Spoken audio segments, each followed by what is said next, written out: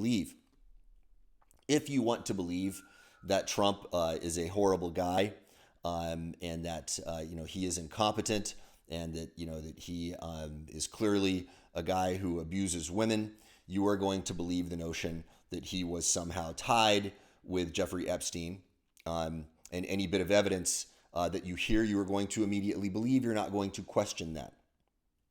For example, that quote from Donald Trump could be read many ways. He said he's a terrific guy. Well, Trump throws that term around, rather loosely. He also kind of told on the guy a little bit and said, I hear he likes women as much as I do. Some of them even on the young side. It sounds like he might have been warning people. Who knows? Did he intend to warn people? Was he actually approving of the guy? I don't know. How can we interpret that statement for sure, one way or the other? But what I can guarantee you is that your opinion of Donald Trump is going to determine how you interpret that particular statement. Now, if you are of the mind that Trump is some savior, handpicked by people who have been wanting to take control of the country back from the globalists and put it back in the hands of the patriots, and if you believe that Bill Clinton and Hillary Clinton and Barack Obama are part of some globalist cabal conspiracy, you are going to read the evidence another way. What do I think about it? I have no idea. I really have no idea. I see all kinds of evidence. I see all kinds of statements being made. I see all kinds of opinions. But we're talking about events that none of us have observed, and we don't have a lot of concrete evidence yet in one direction or another. It seems that it's quite clear that this guy Epstein, was involved in some things with underage women.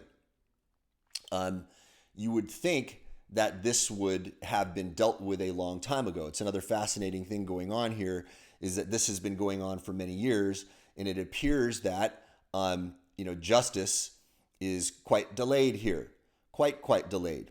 In fact, the events that we're talking about here happened, I believe about 15 years ago or so, and that this has been sort of an open secret for a long time.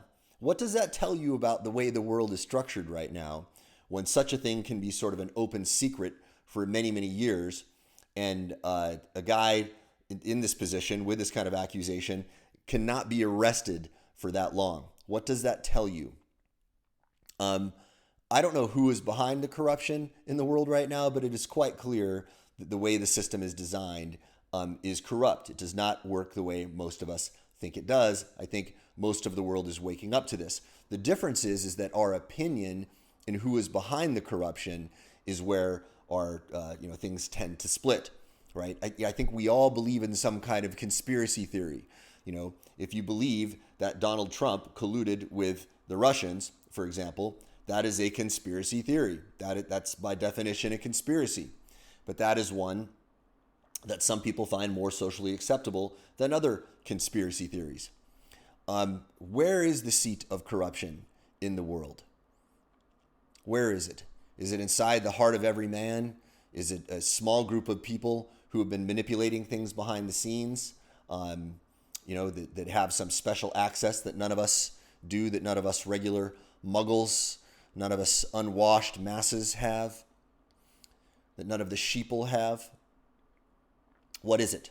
I don't know. What I do know is this. None of this is going to impact my financial situation, my health situation. It's not going to move me in one direction or another toward the things that I want in my life. However, I do find a great deal of value in observing the way people respond to these things, because it shines a light on my own biases, and it helps me get clear about what I should believe and what I shouldn't believe. I've had good friends of mine accuse me of, not taking a stand where I should take a stand. Well, I'm not going to take a stand about something that I'm not sure about. If I don't have a firm opinion about something, why would I stand up and take a stand in one direction or another? Another thing that it helps me understand is exactly how people make decisions and how people are persuaded. And as a marketer, as an influencer, I, of course, use those particular phenomena to my advantage as well, as we all do as human beings. We are all persuading each other all the time, all day long.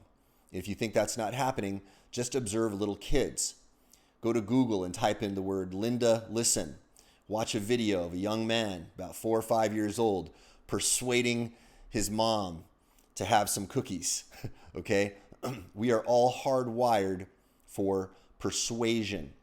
We either learn this stuff and master it, or people who have mastered it master us. I know what side of the equation I'm going to be on in that particular thing. And I will leave that choice to you. All right, you guys, you have a beautiful day, and I will talk to you all tomorrow.